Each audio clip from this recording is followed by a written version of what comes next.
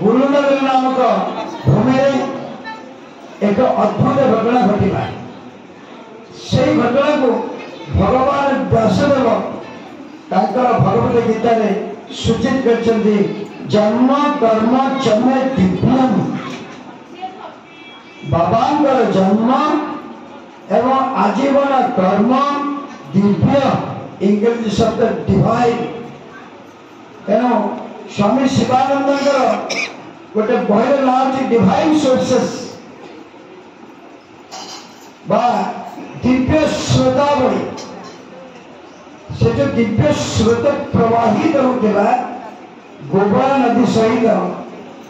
तो जते के डिवाइन सोर्सेस बढ़ते तर किछि किछि अनुमय करी हेबो ते तांकर जन्म एवं कर्म किपरि दिव्य थिला जहाँ को भगवान व्यासदेव श्रीमद् भगवत गीता रे सूचीकृत करते। आम समस्ते जो जप करूँ से गोटे महापुण्य कार्य विभिन्न जगह वर्णना कराई यज्ञानाम जप यज्ञ। तेना आम जप करूँ आम मालार संख्या 108 एक अष्टोत्तर 17 महिमा अल्प बहुत आम कि ज्ञात अच्छे। कालत्रय 25 तत्व 25 मन शरीर दुर्ग 52 स्थिति 10 दिग त्रिकाल इत्यादि को सम्मिश्रण कले 108 अष्टोत्तर 17 महिमा शास्त्र प्रकटित होता है। एभली एक पावन पवित्र महोत्सव आमे समस्ते बाबांकर पुनः श्रीचरण कमलर स्पर्श अंग भंगी स्पर्शयुक्त आम समस्ते धन्य हो। आज हूँ से 77 अष्टोत्तर शत जन्मोत्सव महिमा आ यही महिमा आम उपस्थित भक्त एवं माँ माने निश्चित भाव आम महिमान्वित एवं आमर गुण कर्म मध्य सही भले हो प्रथम प्रार्थना करुचे। बाबा आपण खूब निकट उपवेशन करी ठाकुर के दक्षिण पार्श्व आम कथा आम विचार आलोचना को श्रवण करछन्ति। तेणु आपण समस्त आश्रित भक्तवृंद ए समस्त आम समस्त जन्म हो सारी आम कर्म मध्य दिव्यत्व लाभ करूँ यह ही मोर प्रारंभिक प्रार्थना। महिमामय महापुरुष अभिराम परमहंस लिखिछन्ति सिद्ध रूपेण समाधि रही मृत्यु तेजी दूरे। बाबा केउठी जाई नाहंती केउठू आसी नाहंती से जगत रे थिले आमे जेतेबेले तांको दीक्षित करूथिले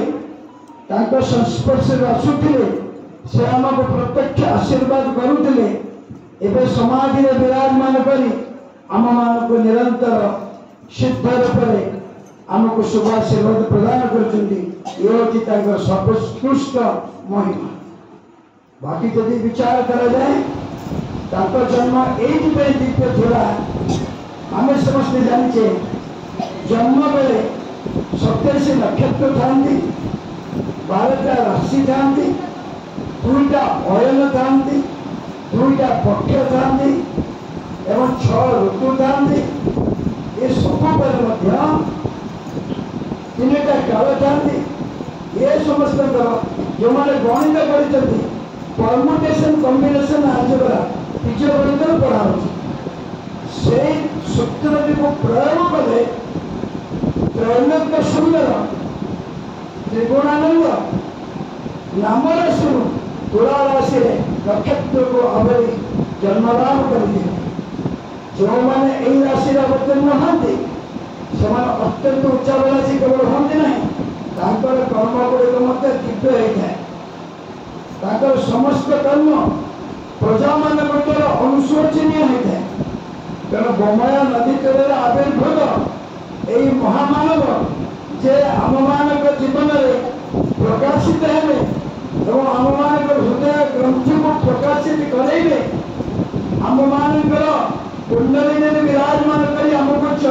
ମର୍ଯ୍ୟାଦା ପୂर्ण କରିବେ ଏ କଥା ଜଗତରେ ଅଦୃଶ୍ୟ ଏବଂ ଅସ୍ପର୍ଶ ଏବଂ ଆଶ୍ରମରେ ଥିଲେ ମଧ୍ୟ ଆମମାନଙ୍କ ପାଇଁ ସ୍ପର୍ଶ ଶ୍ରୁତ ଏବଂ ବୋଧବ୍ୟ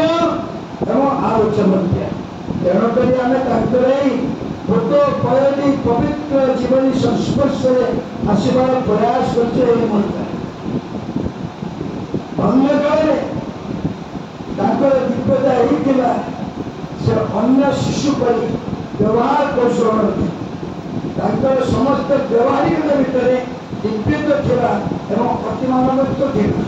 ତେଣୁକରି ଯେଉଁମାନେ ସେହି ଜଣେ ମା ଆଉ ଜଣେ ନୂତନ ଆଗନ୍ତୁକକୁ ଛାଡ଼ିଦେଲେ, ଯେଉଁମାନେ ସେ ଯୋଗୀ ଜୀବନୀ ଖଣ୍ଡକ କ୍ରୟ କରିନାହାନ୍ତି, ପ୍ରଥମେ ଅନୁରୋଧ କରିବି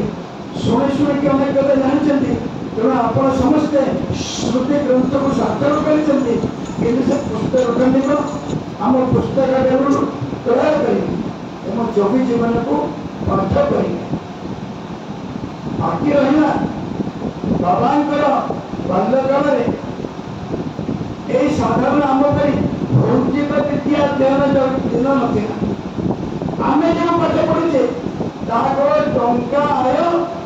ଏବଂ ଇନ୍ଦ୍ରିୟ ଗ୍ରାହ୍ୟ ବସ୍ତୁର ସଂରକ୍ଷଣ କରିବା ପାଇଁ ଆମର ସେ ପାଠ ପଢୁଛି। କିନ୍ତୁ ବାବା ଯେହେତୁ ଜନ୍ମରୁ ଦିବ୍ୟ ଥିଲେ ତାଙ୍କ ପାଇଁ ଭୌତିକ ବିଦ୍ୟାର ମହିମା କିଛି ନଥିଲା। ଆମେ ଯେଉଁ ଭୌତିକ ବିଦ୍ୟା ପଢୁଛେ ଅର୍ଥ ସଂଗ୍ରହ କରିବା, ସମାଜରେ ପ୍ରତିଷ୍ଠା ଲାଭ କରିବା ଏବଂ ଇନ୍ଦ୍ରିୟ ଗ୍ରାହୀ ବସ୍ତୁ ଗୁଡ଼ିକୁ ଅଧିକରୁ ଅଧିକ ସଂଗ୍ରହ କରିବା, ଯଥା ଗାଡ଼ି ମୋଟର ବଙ୍ଗଲା ଆଉ ଘୁଷୁରୀ ଭଳିଆ ଗୁଡ଼ାଏ ଛୁଆ ପିଲା ଜନ୍ମ କରି ତାଙ୍କ ପ୍ରତି ଆସକ୍ତ ହେବା ହେଉଛି ଭୌତିକ ବିଦ୍ୟା। ଏ ବିଦ୍ୟାକୁ ଭଲ ଅଧ୍ୟୟନ କରିନଥିଲା। ତେଣୁକରି ବାଲ୍ୟକାଳରେ ତାଙ୍କ ଭିତରେ ଉତ୍କଟ ବୈରାଗ୍ୟ ସନ୍ଦର୍ଶିତ ହେଇଥିଲା। ଠାକୁର ଆମର ଯେଭଳି ବଙ୍ଗାଳୀ ପରିବାରରେ ଜନ୍ମ ଲାଭ କରିଥିଲେ, ବାବା ମଧ୍ୟ ସେହିଭଳି ପ୍ରାକ୍ତନ ଏକ ବଙ୍ଗାଳୀ ପରିବାରରୁ ଆଗମନ ହେଇଥିଲା। ତେଣୁ ଏହି ବାଳକ ତ୍ରୈଲୋକ୍ୟ ସୁନ୍ଦରଙ୍କର କମନୀୟ ରୂପଛଟା ତାହାର ସମସ୍ତ ଆବାଳ ବୃଦ୍ଧ ବନିତା ସେ ପିଲା ଯେଉଁ ନ ଦେଖିଲେ ବ୍ୟାକୁଳ ହେଉଥିଲେ। ଯେପରି ନଳିନୀକାନ୍ତକୁ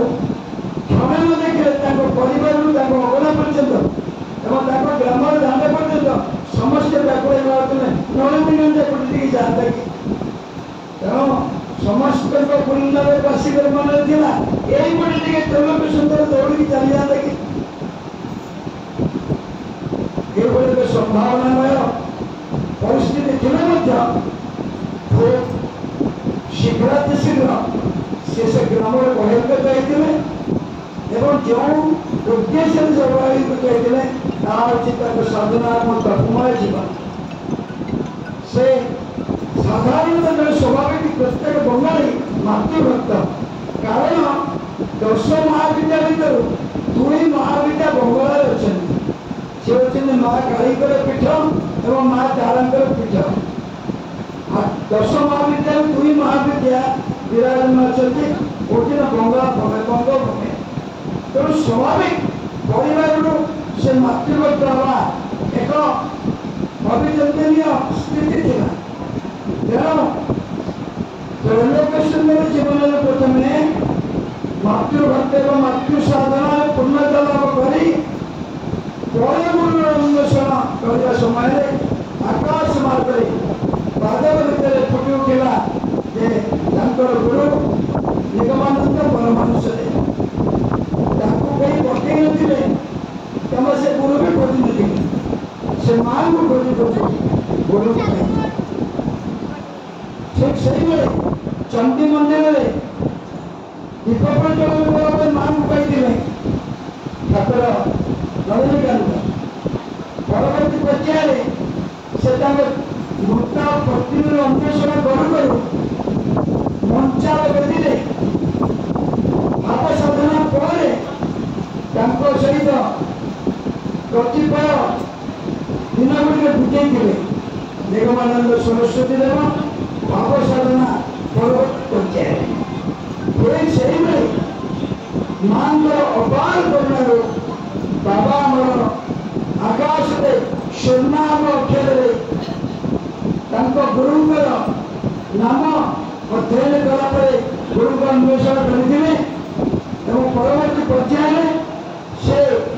सद्गुरुदेव आमर भी सद्गुरुदेव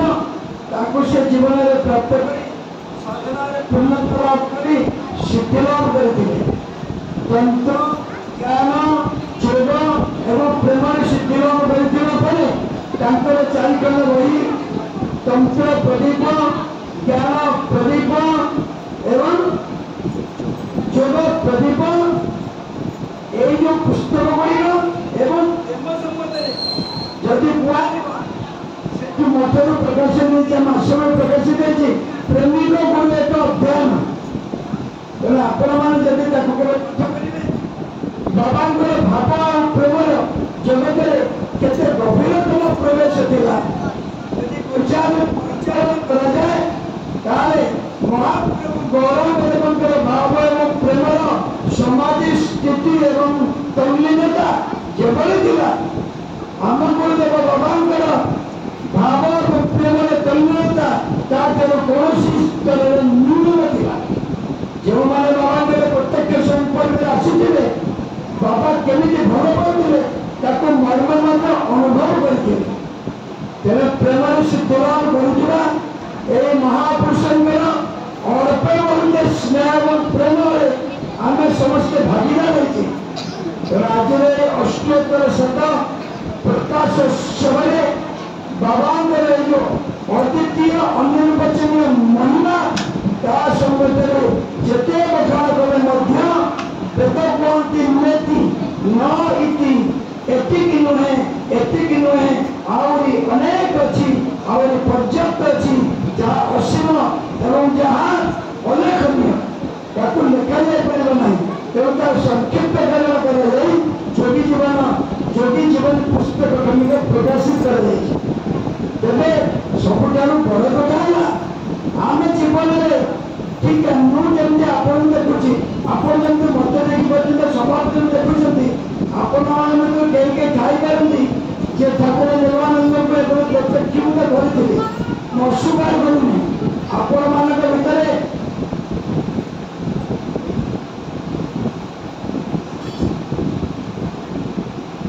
आपण मान भितर यही शयने स्वप्ने जागरणे क्यों परिस्थिति संस्कृति को प्राप्त कर अस्वीकार कर कारण से अनुभव मोर काम मुझे आपण मान खाते छोट कथा दिन उदाहरण देवी आप बुझीपारे बड़ बड़ी बाहर बाहर बड़ बड़ी घर को आसी बाप को सान भाई सागे बसा उठाला एकांत देखी सान भाई पचारा दीदी तुम्हें शाशुबार किसी दिन बीते आसीच अनुभव कह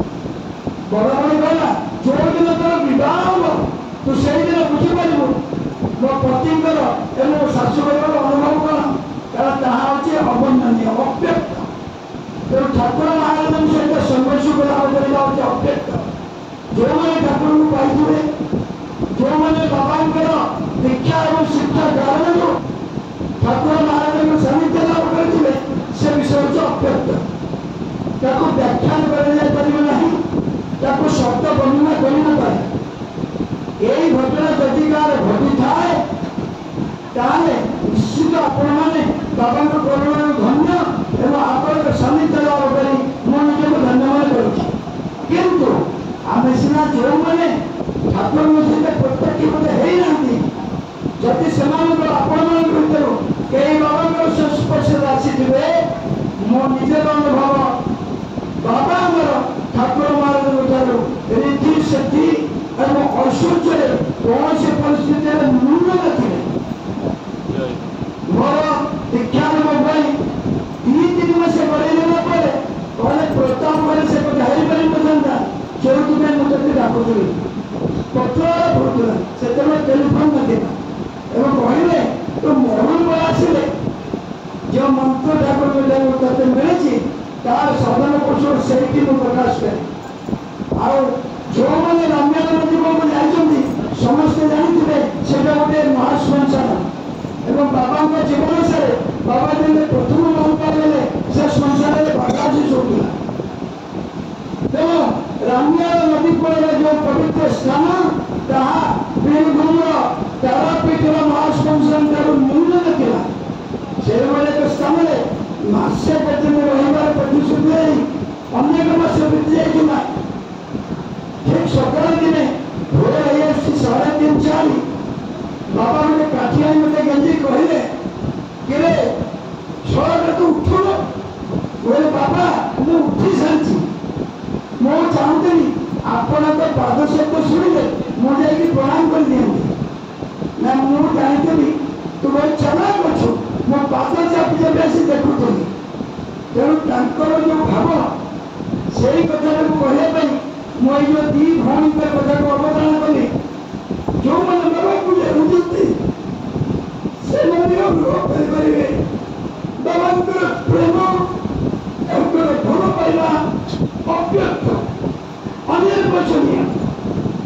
केवल नैवेद्य कहनी भगवान फल करवा एते ताको सदर बदल नथिले कम ओदर कम पड़ जीवो यदि केवल जन नक्षत्र रखा जीवो ताले मध्य से स्थान छोट पड़ जीवो यदि वास्तविक बंधना कर जीवो प्रत्येक पुष्परी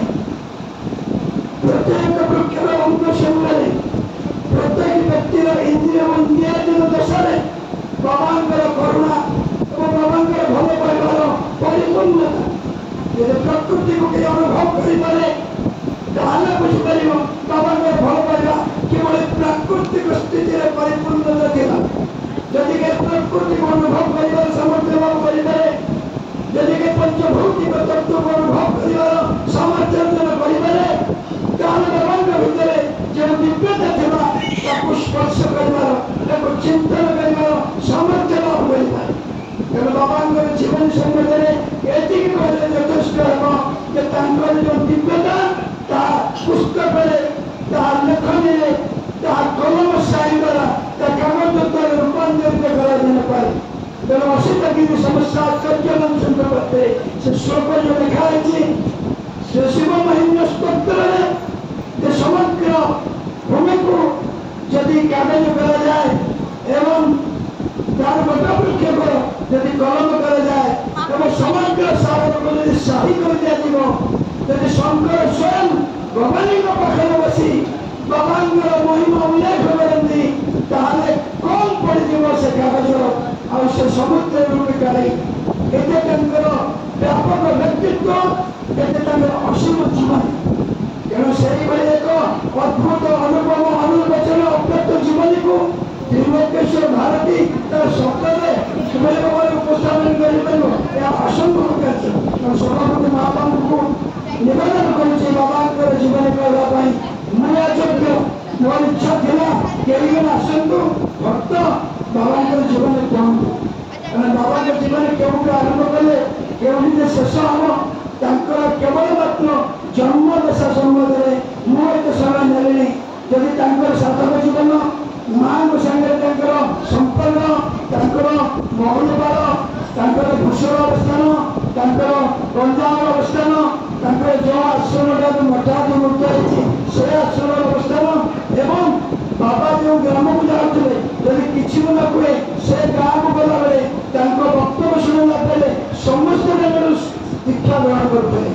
बाबांकर आज भी हजार हजार लक्ष लक्ष भक्त अच्छा जो मैंने जानती ना भूषण जन्मोत्सव प्रतिपय भक्त आम पालन करेक अच्छा आज समस्ते मठर दीक्षित होती मठर भक्त होती तेणु मठर उत्कल अनेक भक्त अच्छा नीलाचल सांस्कृतिक संघर 1, 2, 3 चेतनानंद सांस्कृतिक संघर आम जो 11टा विविध अनुष्ठान अच्छी समस्त अनुष्ठान जो अंतरंग कथबार्ता सुविधा पाई मुझे पचार क्या देखे तो ना तुम्हें कौन त्रिभुवनानंद सरस्वती को जानो नंद सरस्वती दीक्षित भक्त पचारे तुम्हें केमती सान पद उपासिल ना कौन करू